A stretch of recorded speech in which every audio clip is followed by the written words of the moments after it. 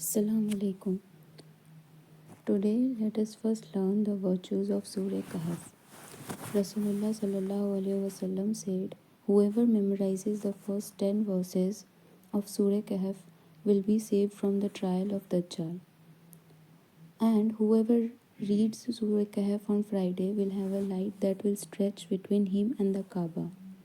And whoever reads Surah Kahf on Friday will have a light that will shine from him from one Friday to the next." So let's start Surah Kahf. میں اللہ کے نام سے شروع کرتی ہوں جو بڑا مہربان اور نہایت رحم والا ہے۔ تمام خوبیاں اللہ ہی کے لیے سزاوار ہیں جس نے اپنے بندے پر یہ کتاب نازل کی اور اس میں کوئی کاجی نہیں رکھی، بالکل ٹھیک ٹھیک اتاری تاکہ سخت عذاب سے ڈرائے جو اللہ کی طرف سے ہوگا، اور مومنوں کو جو نیک عمل کرتے ہیں خوشخبری سنائے کہ ان کے لیے اچھا بدلہ ہے جس میں وہ ہمیشہ ہمیشہ رہیں گے، اور تاکہ ڈرائے ان کو جو کہتے ہیں کہ اللہ اولاد رکھتا ہے، اور ان کو اس بات کا کوئی علم نہیں ہے اور نہ ان کے باپ دادوں کو۔ بڑی سخت بات ہے جو ان کے منہ سے نکلتی ہے، یہ لوگ خالص جھوٹ بولتے ہیں۔ اے رسول، اگر یہ اس کلام قرآن پر ایمان نہ لائے تو شاید آپ ان کے پیچھے رنج کرتے کرتے اپنے آپ کو ہلاک کر ڈالیں گے۔ جو چیزیں زمین پر ہیں ہم نے ان کو زمین کے لیے باعث زینت بنایا ہے تاکہ ہم لوگوں کی آزمائش کریں کہ کون زیادہ اچھا عمل کرتا ہے، اور ہم اس کو جو زمین پر ہیں نیست و نابود کر کے چتیال میدان بنا دیں گے۔ کیا آپ خیال کرتے ہیں کہ گھر والے اور لوح والے ہمارے نشانیوں میں سے عجیب تھے؟ جب ان نوجوانوں نے گھر میں پناہ لی تو کہنے لگے، اے ہمارے رب، تو ہم کو اپنے پاس سے رحمت عطا فرما اور ہمارے لیے کام میں درستی کے سامان مہیا کر۔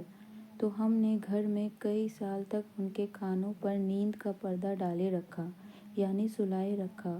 پھر ہم نے ان کو جگہ اٹھایا تاکہ ہم یہ معلوم کریں کہ دونوں گروہوں میں سے کس نے یاد رکھی کہ جتنی مدت وہ غار میں رہے۔ ہم آپ سے ان کے حالات صحیح صحیح بیان کرتے ہیں۔ وہ چند جوان تھے جو اپنے رب پر ایمان لائے تھے، اور ہم نے ان کو اور زیادہ ہدایت دی تھی، اور ہم نے ان کے دلوں کو مضبوط کر دیا۔ جب وہ اٹھ کھڑے ہوئے تو کہنے لگے، ہمارا رب وہ ہے جو آسمانوں اور زمینوں کا رب ہے، اور ہم اس کے سوا کسی دوسرے کی عبادت نہیں کریں گے۔ اگر ہم نے ایسا کیا تو یہ بات بڑی بیجا ہوگی۔ یہ ہمارے قوم ہے، انہوں نے اللہ کے سوا دوسرے معبود بنا رکھے ہیں۔ یہ لوگ ان کے معبود ہونے پر کوئی کھلی دلیل کیوں نہیں لائے؟ تو اس شخص سے زیادہ ظالم اور کون ہوگا جو اللہ پر جھوٹ گھاڑے؟ اور جب تم نے ان سے علیحدگی اختیار کی اور ان کے معبودوں سے بھی، تو تم غار میں چل کر پناہ لو۔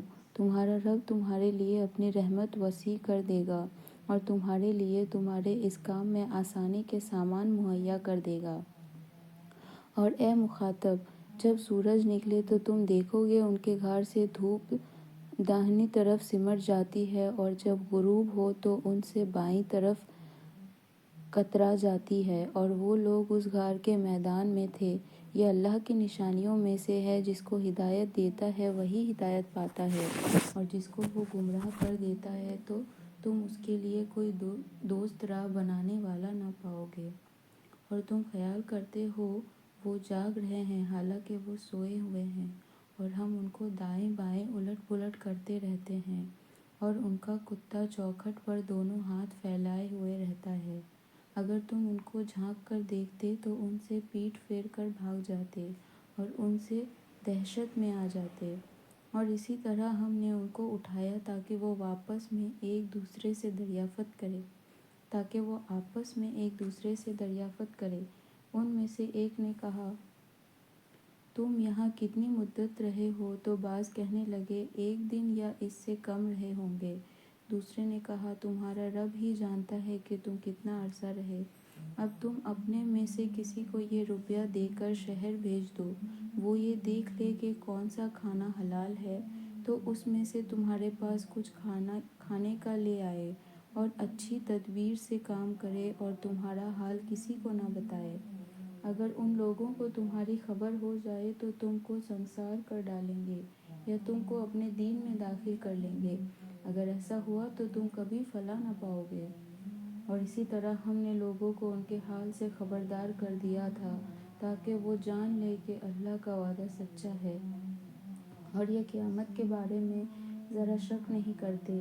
جب یہ آپس میں ان گھاڑ والوں کے بارے میں جھگڑ رہے تھے تو ان لوگوں نے کہا ان کے پاس ایک عمارت بنا دو، ان کا رب ان کے حال سے خوب واقف ہے۔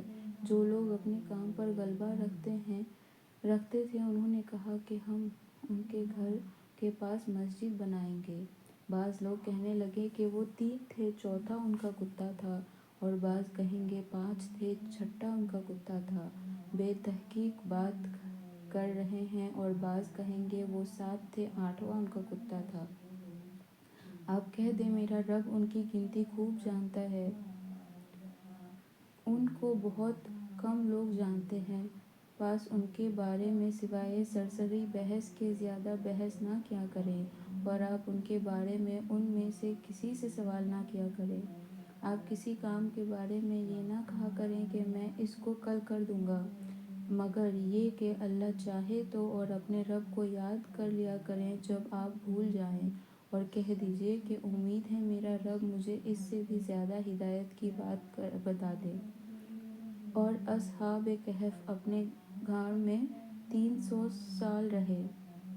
آپ کہہ دیجئے کہ اللہ ہی خوب جانتا ہے جتنی مدت وہ رہے، اسی کو آسمانوں اور زمین کی باتیں معلوم ہیں۔ کیا خوب دیکھنے والا، کیا خوب سننے والا، اور اس کے سوا ان کا کوئی کارساز نہیں، اور نہ وہ اپنے حکم میں کسی کو شریک کرتا ہے۔ اور آپ پڑھ دیا کریں لوگوں کے سامنے جو بھی آپ کو اپنے رب کی کتاب میں سے وحی ہوا کرے، اس کی باتوں کو کوئی بدل نہیں سکتا، اور آپ اللہ کے سوا کوئی اور پناہ گاہ نہ پائیں گے۔ اور آپ اپنے آپ کو ان لوگوں کے ساتھ روکے رکھا کریں جو صبح و شام اپنے رب کی عبادت محض اس کی رضا جوئی کے لیے کرتا ہے، اور دنیاوی زندگی کی رونق کے خیال میں آپ کی نظر ان سے ہٹنے نہ پائے۔ اور جس کے دل کو ہم نے اپنی یاد سے غافل بنا دیا ہے، اس کا کہنا نہ مانا کیجیے، اور وہ اپنی نفسانی خواہش پر چلتا ہے اور اس کا حال حد سے آگے بڑھ گیا ہے۔ اور آپ کہہ دیجئے کہ حق تمہارا رب کی طرف سے ہے، تو جو چاہے ایمان لائے اور جو چاہے کافر رہے۔ بے شک ہم نے ظالموں کے لیے آگ تیار رکھی ہے کہ جس کی کناٹیں اس کو گھیرے ہوئے ہوں گی، اور اگر فریاد کریں گے تو ان کی داد رسی اسی کھولتے ہوئے پانی سے کی جائے گی تو جو تیل کی تلچھٹ کی مانند ہوگا، جو چہروں کو بھون ڈالے گا۔ کیا ہی برا پانی ہوگا اور کیا ہی بری آرامگاہ جگہ ہوگی۔ بے شک جو لوگ ایمان لائے اور نیک کام کیے تو ہم نیک کام کرنے والوں کا اجر ضائع نہیں کرتے۔ ان کے لیے ہمیشہ رہنے کی جنت ہے جس کے نیچے نہریں بہہ رہی ہیں۔ ان کو وہاں سونے کی کنگن پہنائے جائیں گے اور باریک اور داغیز ریشم کے سبز رنگ کے کپڑے پہنا کریں گے۔ تخت پر تکیہ لگائے بیٹھے ہوں گے۔ کیا ہی اچھا بدلہ ہوگا اور کیا ہی اچھی آرام گاہ جگہ ہوگی۔ اور آپ ان لوگوں سے 2 آدمیوں کا حال بیان کیجیے۔ ان دونوں میں سے ایک کو ہم نے 2 باغات انگور کے دیے اور ان دونوں کے ارد گرد کھجور کے درخت لگا دیے اور دونوں کے درمیان کھیتی پیدا کر دی۔ دونوں خوب پھل لاتے اور اس کے پیداوار میں کوئی کمی نہ ہوتی، اور دونوں کے بیچ میں ایک نہر جاری کر دی۔ اور اس شخص کے پاس اور بھی مال تھا تو اپنے اس دوست سے مختلف قسم کی باتیں کرتے ہوئے کہنے لگا کہ میں تم سے مال میں بھی زیادہ ہوں اور جٹھے میں بھی زبردست ہوں۔ اور وہ اپنے اوپر ظلم کرتا ہوا اپنے باغ میں داخل ہوا اور کہنے لگا میں نہیں خیال کرتا کہ یہ باغ کبھی تباہ ہو، اور نہ میں یہ خیال کرتا ہوں کہ قیامت برپا ہوگی، اور اگر میں اپنے رب کی طرف لوٹایا جاؤں تو وہاں ضرور اس سے اچھی جگہ پاؤں گا۔ تو اس کا دوست جو اس سے گفتگو کر رہا تھا کہنے لگا، کیا تم اس ذات کے ساتھ کفر کرتے ہو جس نے تم کو مٹی سے پیدا کیا، پھر نطفے سے، پھر تم کو پورا مرد بنا دیا؟ لیکن میں تو یہ کہتا ہوں کہ وہ یعنی اللہ ہی میرا رب ہے، اور میں اپنے رب کے ساتھ کسی کو شریک نہیں کرتا۔ اور جب تم اپنے باغ میں داخل ہوئے تو تم نے یہ کیوں نہیں کہا ماشاء اللہ لا حول ولا قوت الا باللہ؟ اگر تم مجھے مال و اولاد میں کمتر دیکھتے ہو تو وہ وقت نزدیک ہے کہ میرا رب مجھے تیرے باغ سے اچھا عطا کر دے، اور اس تمہارے باغ پر کوئی آفت آسمان سے بھیج دے جس سے وہ صاف میدان ہو جائے یا اس کا پانی خشک ہو جائے، پھر تم اس کو تلاش کر کے نہ لا سکو، اور اس کے سارے پھل کو آفت نے آ گھیرا، پھر وہ اپنے ہاتھ ملتا رہ گیا اس پر جو اس نے اس باغ پر خرچ کیا تھا، اور وہ باغ اپنے چتروں پر گر پڑا اور کہنے لگا کہ کاش میں نے اپنے رب کے ساتھ کسی کو شریک نہ بنایا ہوتا، اور اس کے پاس کوئی ایسی جماعت نہ تھی جو اس کی مدد کرتی سوائے اللہ کے، اور نہ وہ خود بدلہ لے سکا۔ ایسے موقع پر سب اختیار اللہ برحق کے لیے ہے، اس کا صلہ اچھا ہے اور اسی کا دیا ہوا بدلہ اچھا ہے۔ اور ان سے دنیا کی زندگی کی مثال بیان کیجیے، جیسا پانی ہے جسے ہم نے آسمانوں سے برسایا، اس کے ساتھ زمین کی رویدگی مل گئی، پھر وہ چورا چورا ہوئی کہ ہوائیں اس کو اڑاتی پھرتی ہے، اور اللہ ہر چیز پر قدرت رکھتا ہے۔ مال اور بیٹے زندگی کی رونق ہیں، اور نیکیاں جو باقی رہنے والی ہیں آپ کے رب کے نزدیک ثواب کے اعتبار سے بہت بہتر ہیں اور امید کے لحاظ سے بھی بہت بہتر ہیں۔ اور جس روز ہم پہاڑوں کو چلائیں گے اور تم زمین کو صاف میدان دیکھو گے، اور ان کو ہم جمع کر لیں گے اور ہم ان میں کسی کو بھی نہیں چھوڑیں گے، اور یہ سب تمہارے رب کے سامنے صاف باندھ کر لائے جائیں گے، تم اسی طرح ہمارے پاس آئے ہو جس طرح ہم نے تم کو پہلی بار پیدا کیا تھا، بلکہ تم نے یہی خیال رکھا کہ ہم نے تمہارے لیے قیامت کا کوئی وقت مقرر نہیں کیا، اور اعمال نامہ سامنے رکھ دیا جائے گا تو آپ دیکھیں گے گناہ گاروں کو کہ خوف کر رہے ہوں گے اس سے جو اس میں لکھا ہوگا، اور کہیں گے افسوس یہ کتاب کیسی عجیب ہے، نہیں چھوڑی اس نے کوئی چھوٹی بات اور نہ بڑی بغیر لکھے، اور جو اعمال کیے تھے وہ سب موجود پائیں گے، اور تمہارا رب کسی پر ظلم نہ کرے گا۔ اور جب ہم نے فرشتوں سے کہا کہ آدم کو سجدہ کرو تو سب نے سجدہ کیا مگر ابلیس نے نہیں کیا، وہ جنات میں سے تھا، تو اس نے اپنے رب کا کہا نہ مانا، تو پھر کیا تم اس کو اور اس کی اولاد کو میرے سوا دوست بناتے ہو جبکہ وہ تمہارا دشمن ہے؟ یہ ظالموں کے لیے برا بدلہ ہے۔ میں نے ان کو نہیں بلایا آسمانوں اور زمین کے پیدا کرنے کے وقت، اور نہ خود ان کے پیدا کرنے کے وقت، اور میں گمراہوں کو اپنا مددگار بنانے والا نہ تھا۔ اور جس روز اللہ کہے گا کہ بلاؤ میرے شریکوں کو جن پر تم کو بڑا زام تھا، وہ بلائیں گے تو وہ کوئی جواب ان کو نہ دیں گے، اور ہم ان کے بیچ ایک ہلاکت کی جگہ بنا دیں گے، اور گناہگار دوزخ کو دیکھیں گے تو وہ خیال کریں گے کہ وہ اس میں گرنے والے ہیں اور اس سے بچنے کا کوئی رستہ نہ پائیں گے۔ اور ہم نے اس قرآن میں لوگوں کی ہدایت کے لیے بہت سی مثالیں طرح طرح سے بیان کی ہیں، اور یہ انسان سب سے بڑھ کر جھگڑالو ہے۔ اور لوگوں کو کسی چیز نے نہیں روکا کہ وہ ایمان لے آئے اور اپنے رب سے معافی مانگے، جبکہ ان کو ہدایت پہنچ چکی، سوائے اس کے کہ ان کو انتظار ہو کہ پہلے لوگوں کی طرح معاملہ ان کے ساتھ بھی ہو اور یہ عذاب سامنے موجود ہو۔ اور ہم تو رسولوں کو محض خوشخبری دینے والے اور ڈرانے والے بنا کر بھیجتے ہیں، اور کافر لوگ باطل پکڑ پکڑ کر جھگڑتے ہیں تاکہ ان کے ذریعے سے حق کو ٹلا دیں، اور ہماری آیات کو اور ان چیزوں کو جن سے ان کو ڈرایا گیا ہے، دل لگی بنا رکھا ہے، اور اس سے بڑا زیادہ اور کون ظالم ہوگا جس کو اس کے رب کی آیت سے نصیحت کی جائے تو وہ اس سے منہ موڑ لے اور بھول جائے اس کو جو آگے بھیج چکے اس کے ہاتھ۔ ہم نے ان کے دلوں پر پردے ڈال دیے ہیں اس کے سمجھنے سے، اور ان کے کانوں میں ڈنڈا دے رکھا ہے، اور اگر آپ ان کو سیدھے راستے کی طرف بلائیں تو ایسی صورت میں کبھی راستے پار نہ آئیں گے۔ اور آپ کا رب بہت بخشنے والا ہے اور بڑی رحمت والا ہے۔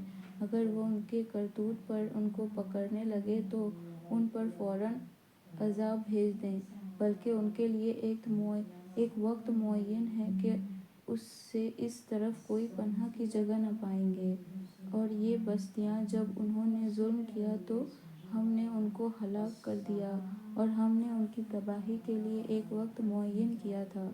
اور جب موسیٰ علیہ السلام نے اپنے خادم سے کہا کہ میں برابر چلتا رہوں گا جب تک میں وہاں نہ پہنچ جاؤں جہاں دو دریا ملتے ہیں، یا یوں ہی برسوں چلتا رہوں گا، پس جب دونوں دریاؤں کے جمع ہونے کی جگہ پہنچے تو وہ اپنی مچھلی بھول گئے، اور مچھلی نے دریا میں سرنگ کی طرح اپنا راستہ بنا لیا۔ پھر جب دونوں ذرا آگے بڑھے تو موسیٰ علیہ السلام نے اپنے خادم سے کہا، ہمارا کھانا لاؤ، اس سفر سے ہم کو بہت تھکان ہو گئی ہے۔ خادم نے کہا کہ آپ نے دیکھا جب ہم پتھر کے پاس ٹھہرے تھے تو میں مچھلی کو بھول گیا، اور شیطان ہی نے مجھے بھلا دیا کہ میں اس کا ذکر کرتا، اور اس سے مچھلی نے عجیب طریقے سے دریا میں اپنا راستہ بنا لیا۔ موسیٰ علیہ السلام نے کہا، یہی تو وہ مقام ہے جس کی ہمیں تلاش ہے۔ تو دونوں اپنے پاؤں کے نشانات دیکھتے ہوئے الٹے لوٹ گئے۔ تو ان دونوں نے ہمارے بندوں میں سے ایک بندے کو کہا جس کو ہم نے اپنی خاص رحمت سے نوازا تھا اور اس کو اپنی طرف سے ایک خاص قسم کا علم عطا کیا تھا۔ موسیٰ علیہ السلام نے ان سے کہا، کیا میں آپ کے ساتھ رہ سکتا ہوں اس شرط پر کہ جو رشد و ہدایت کا علم آپ کو دیا گیا ہے اس میں سے آپ مجھ کو بھی سکھلا دیں؟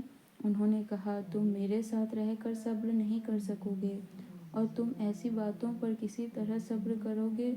طرح صبر کرو گے جو کہ آپ کے احاطے علم سے باہر ہے۔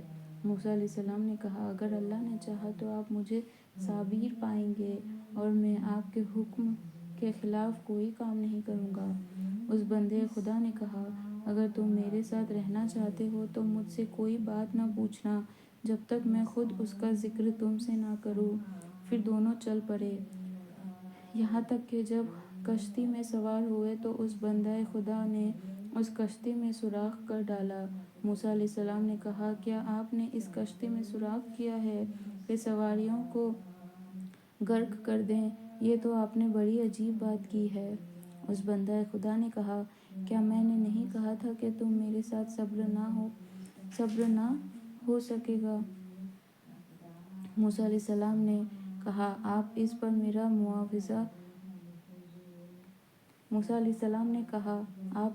میرا مواخذہ نہ فرمائیے، جو بھول مجھ سے ہو جائے، اور میرے معاملے میں مجھ پر مشکل نہ ڈالیے۔ پھر دونوں چلے یہاں تک کہ ایک لڑکے سے ملے تو اس بندہ خدا نے اس کو مار ڈالا۔ موسیٰ علیہ السلام نے کہا، آپ نے بے گناہ جان کو مار ڈالا بغیر بدلے کسی جان کے، بے شک آپ نے ایک نامعقول حرکت کی۔ اس بندہ خدا نے کہا، کیا میں نے تم سے نہیں کہا تھا کہ تم میرے ساتھ صبر نہ کر سکو گے؟ موسیٰ علیہ السلام نے کہا، اگر اس کے بعد بھی میں آپ کے کسی چیز کے متعلق سوال کروں تو آپ مجھے اپنے ساتھ نہ رکھیے گا کہ آپ میری طرف سے اجاڑ کو پہنچ چکے ہیں۔ پھر دونوں چل دیے یہاں تک کہ وہ ایک گاؤں والوں کے پاس پہنچے تو ان سے کھانا طلب کیا۔ انہوں نے ان کی مہمانی کرنے سے انکار کر دیا۔ پھر انہوں نے وہاں سے ایک دیوار دیکھی جو گرنے والی تھی، تو اس بندہ خدا نے اسے سیدھا کر دیا۔ موسیٰ علیہ السلام نے کہا، اگر آپ چاہتے تو ان سے اس پر کچھ معاوضہ طلب کرتے۔ اس نے کہا اب مجھ میں اور تجھ میں علیحدگی ہے، مگر جن باتوں پر تم صبر نہ کر سکے میں تم کو ان کا راز بتاتا ہوں۔ وہ جو کشتی تھی جو چند غریب لوگوں کی تھی جو دریا میں کشتی چلا کر گزارا کرتے تھے، تو میں نے چاہا کہ کشتی کو عیبدار کر دوں، کیونکہ سامنے ہی ایک بادشاہ تھا جو زبردستی ہر اچھی کشتی کو چھین لیا کرتا تھا، اور وہ جو لڑکا تھا تو اس کے ماں باپ دونوں مومن تھے، تو ہمیں اندیشہ ہوا کہ وہ سرکشی اور کفر میں ان کو نہ گرفتار کر دے، تو ہم نے چاہا کہ ان کا رب اس کی جگہ اور بچہ عطا فرما کر دے جو پاکیزگی میں اس سے بہتر ہو اور محبت کرنے میں اس سے زیادہ ہو۔ اور دیوار کا معاملہ یہ ہے کہ وہ یتیم لڑکوں کی تھی جو اس شہر میں ہیں، اور اس دیوار کے نیچے ان کا خزانہ مدفون تھا، اور ان کا باپ ایک نیک آدمی تھا۔ تو تمہارا رب نے چاہا کہ جب وہ جوانی کو پہنچ جائیں تو اپنا خزانہ نکال لیں تمہارے رب کی مہربانی سے، اور یہ کام میں نے اپنی طرف سے نہیں کیا، یہ ان باتوں کی حقیقت ہے جن پر تم صبر نہ کر سکے۔ اور آپ سے دریافت کرتے ہیں ذوالقرنین کے بارے میں، آپ کہہ دیں کہ میں اس کا کچھ حال تمہیں سناتا ہوں۔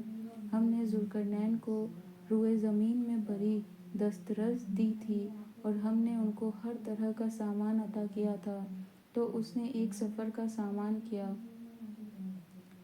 یہاں تک کہ جب وہ سورج غروب ہونے کی جگہ پہنچا تو اس کو پایا کہ ایک سیاہی پانی میں ڈوب رہا ہے، اور اس کے پاس ایک قوم دیکھی۔ ہم نے کہا اے ذوالقرنین، تم اس کو سزا دو اور کہ ان کے بارے میں نیکی کا رویہ اختیار کرو۔ ذوالقرنین نے کہا کہ جو ظلم کرے گا اس کو ہم سزا دیں گے، پھر جب وہ اپنے رب کی طرف لوٹے گا تو وہ اس کو سخت سزا دے گا، اور جو ایمان لائیں گے اور نیک عمل کریں گے تو اس کے لیے اچھا بدلہ ہے، اور ہم نے معاملے میں نرمی کا برتاؤ کریں گے۔ پھر ذوالقرنین نے دوسرے سفر کا سامان کیا، یہاں تک کہ سورج کے نکلنے کی جگہ پر پہنچا تو اس کو پایا کہ وہ ایسے لوگوں پر طلوع ہوتا ہے جن کے لیے سورج کے اس طرف ہم نے کوئی اونٹ نہیں بنائی تھی۔ یہ حقیقت ہے، اور جو کچھ ذوالقرنین کے پاس تھا وہ ہم کو خوب معلوم تھا۔ پھر ذوالقرنین نے تیسرے سفر کا سامان کیا، یہاں تک کہ دو پہاڑوں کے درمیان پہنچا تو ان کے اس طرف ایک قوم دیکھی جو بات کو نہیں سمجھ سکتی تھی۔ انہوں نے کہا اے ذوالقرنین، یاجوج اور ماجوج زمین میں فساد کرتے ہیں، کیا آپ کے لیے اگر ہم چندہ جمع کر دیں تو آپ ان کے اور ہمارے درمیان ایک دیوار بنا دیں گے؟ ذوالقرنین نے کہا وہ مال جس میں میرے رب نے مجھے اختیار کیا ہے وہ بہت ہے، تو تم مجھے اپنی قوت بازو سے مدد دو، میں تمہارے اور ان کے درمیان ایک مضبوط دیوار بنا دوں گا۔ تم لوہے کے بڑے بڑے تختے لاؤ۔ کام جاری ہو گیا، یہاں تک کہ جب دونوں پہاڑیوں کے درمیان کا حصہ برابر کر دیا تو کہا اب اس کو دھوکو، یہاں تک کہ اس کو آگ بنا دیا۔ پھر کہا کہ اب پگھلا ہوا تانبا لاؤ کہ اس پر ڈال دوں۔ پھر ان میں یہ قدرت نہ رہی کہ اس پر چڑھ سکے، اور نہ یہ طاقت رہی کہ اس میں نقاب لگا سکے۔ ذوالقرنین نے کہا یہ میرے رب کی طرف سے مہربانی ہے، پھر جب میرے رب کا وعدہ آ پہنچے گا تو اس کو ڈھانپ کر ہموار کر دیں گے، اور میرا رب کا وعدہ سچا ہے۔ اور اس روز ہم ان کو چھوڑ دیں گے تاکہ وہ دوسرے میں گھس جائیں، اور سور پھونکا جائے گا تو ہم سب کو جمع کر لیں گے۔ اور اس روز ہم ان کو چھوڑ دیں گے تاکہ وہ ایک دوسرے میں گھس جائیں، اور سور پھونکا جائے گا تو ہم سب کو جمع کر لیں گے۔ اور اس روز ہم جہنم کو کافروں کے سامنے لائیں گے، جن کی آنکھیں میرے ذکر سے پردے میں تھیں اور وہ سن بھی نہیں سکتے تھے، سو پھر بھی کافر یہی خیال کرتے ہیں کہ مجھے چھوڑ کر میرے بندوں کو اپنا کارساز بنائیں۔ ہم نے کافروں کی دعوت کے لیے دوزخ تیار کر لی ہے۔ اب کہہ دیں ہم تم کو بتا دیں کہ عمل کے لحاظ سے کون بڑا خسارے میں ہے، وہ لوگ جن کی کوششیں دنیا کی زندگی میں برباد ہو گئیں اور وہ یہ خیال کرتے ہیں کہ وہ اچھے کام کر رہے ہیں۔ یہ وہ ہیں جو اپنے رب کی آیات کا اور اللہ کے سامنے حاضری کا انکار کر رہے ہیں، تو ان کے اعمال برباد ہو گئے۔ تو قیامت کے روز ہم ان کے لیے کوئی وزن قائم نہیں کریں گے۔ یہ ان کی سزا جہنم ہے، کیونکہ انہوں نے کفر کیا اور ہماری آیات اور رسول کا مذاق بنایا۔ بے شک جو ایمان لائے اور نیک کام کیے، فردوس کے باغات ان کی مہمانی کے لیے ہوں گے، ہمیشہ اسی میں رہیں گے، وہاں سے وہ دوسری جگہ جانا نہ چاہیں گے۔ آپ فرما دیجئے کہ اگر میرے رب کی باتیں لکھنے کے لیے سمندر سیاہی ہو تو سمندر ختم ہو جائے گی اس سے پہلے کہ میرے رب کی باتیں ختم ہوں، اگرچہ اس سمندر کی طرح ایک اور سمندر اس کی مدد کو ہم لے آئیں۔ آپ فرما دیجئے کہ میں تو تمہاری طرح ایک بشر ہوں، میری طرف اللہ کی یہ وحی آتی ہے کہ تمہارا معبود ایک ہی معبود ہے۔ تو جو اپنے رب سے ملنے کی خواہش رکھتا ہے تو اس کو چاہیے کہ نیک اعمال کرے اور اپنے رب کی عبادت میں کسی دوسرے کو شریک نہ کرے۔